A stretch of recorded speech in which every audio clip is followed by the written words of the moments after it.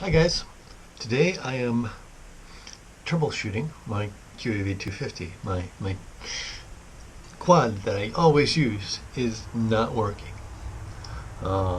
It's got some very specific symptoms, and I'm going to describe them to you, and I'm going to show you how I work through the process of actually troubleshooting a drone. Maybe this will be useful for you, maybe not. So, what's happening? When I hit the throttle, my video goes crazy. Basically, lose all video. I have some suspicion. What is the problem? But I will show you what I think and why I think this. So, video, crazy video. You might suspect that it would be the video transmitter, but it's only when I power on the quad that it actually goes crazy. So, my suspicion is not the video transmitter, but rather something electrical. Something causing interference. Now, let me show you. Here we're going to do a little test. We're going to spin each of the props, and notwithstanding some sand in them, you'll notice that with similar inputs, they all more or less spin the same, except for this motor here. This motor here, there's a little resistance there. So, that resistance is one of two things. That resistance is either a burnt winding in the motor or the ESC is bad. How do I know this? How do I know that this is the case? This is what's going on? Well, the nice thing about brushless motors is if you understand how they work, they're fairly easy to troubleshoot. You can test this out on your own motors. If you have your, I'm not sure if you can see this. There we go. Hopefully you can see that a little bit better. If you have your wires separated like this, and you spin the motor, it will spin. You probably can't see this because there's no prop here. Let's put a prop on it. So, if you've got them separated, like so, and you spin the motor,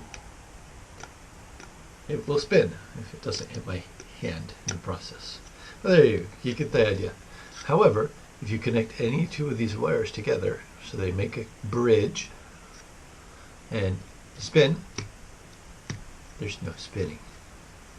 What's going on?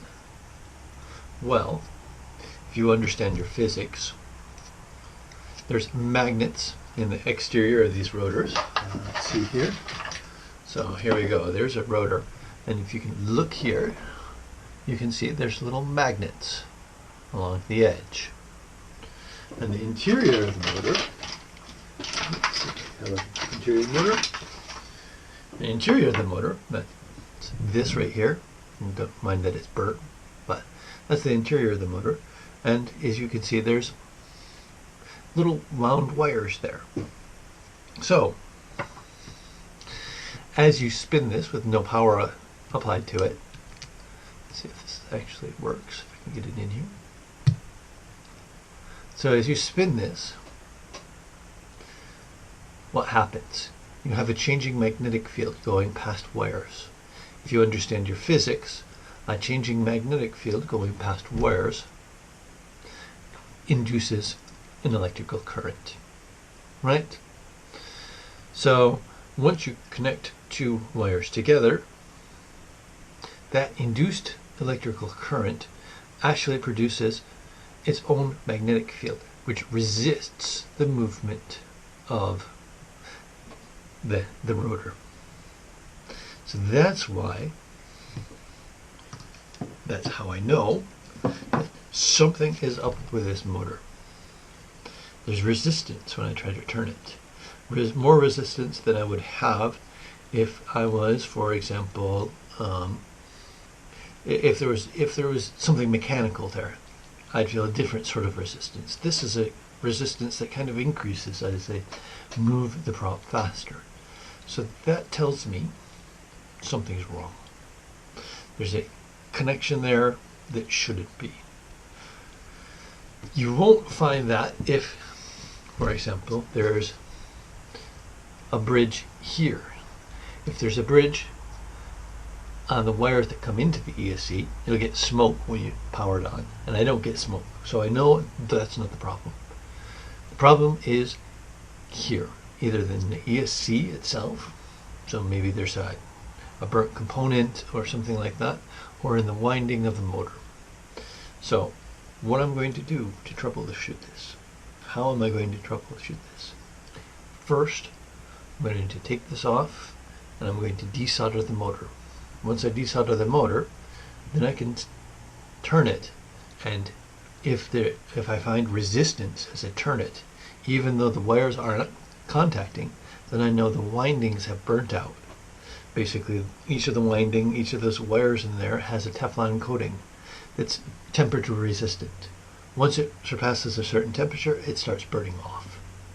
So once it starts burning off, wires come into contact and you get the resistance, even though the exterior wires aren't touching. So that's what I'm going to do. I'm going to desolder the motor first from this ESC, and I'm going to see when I turn it if it turns hard. If it turns hard, then I know the motor has burnt out, and that's most likely the cause of the problem.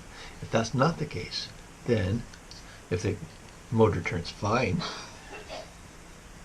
once I desolder it, then the problem lies in the ESC. I have a strong suspicion that once I fix this problem, the problem of my video will diminish or go away. So first, fix the obvious problem. Then if that doesn't fix it, then I'll look further in the quad. So now I'm looking at the ESC itself, and I'm looking for signs of physical damage, and I see no signs of physical damage on the ESC. And that is a strong indication that there's something wrong with the motor.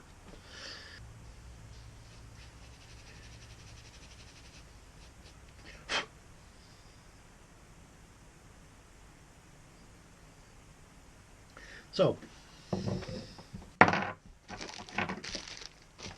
opened up the motor, I've cleaned it off, and not sure if you can see this. If you look at these windings right here and here and here after they've been cleaned up, you can see a little bit of crud built up there. To me, that indicates this motor has burnt. Too much current has passed through it and caused the Teflon coating to melt and these windings to come into contact with one another. So this is a burnt motor. Usually I save these because sometimes the bearings are still good and I can reuse them. But other than that, they're not much use. Okay, so bad news. I have changed out the motor and the interference is still there. So now we move to stage 2 of troubleshooting. Looking for breaks in cables, breaks in grounds,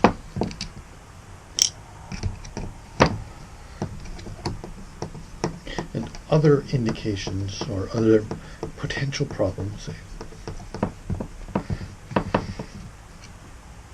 could cause this interference. So this is a good time to talk about how I put my quads together.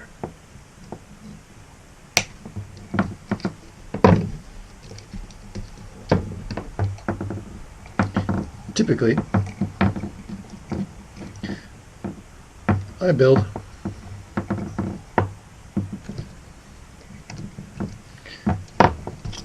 power harnesses. So here we have a power harness.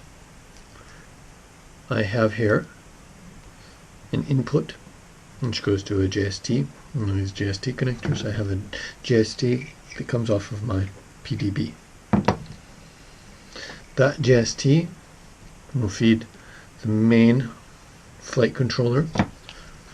That's that right there. So that's feeding the main flight controller. It's also feeding the video transmitter, and that's the video transmitter here.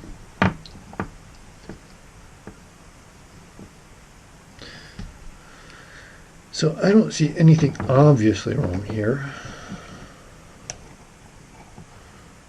Video connector is a little bit loose, but not that loose. Looks like we've got good ground.